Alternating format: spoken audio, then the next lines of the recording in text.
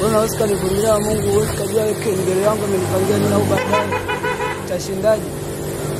Umenikosea sana kulingana hivyo mzee. Tena mbele ya watu. Kwa hiyo kumbuka ni mke wangu wa ndani. Na hizi shida sio kama nimestaka mimi. Hizi shida zimekuja ni ghafla sio kama nilikuwa nastaka mimi. Bwana na Oscar nivumilia baadaye. Hata ile 500 niliyokupa sio kwangu, ni aboti nimekupa kwa nimekupa 500 kwa ajili ya upendo wangu na baadaye naweza nikaungana na bosi au nikifuzu au niendelee kazi.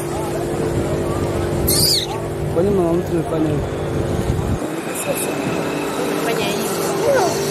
Ni sasa mama mtu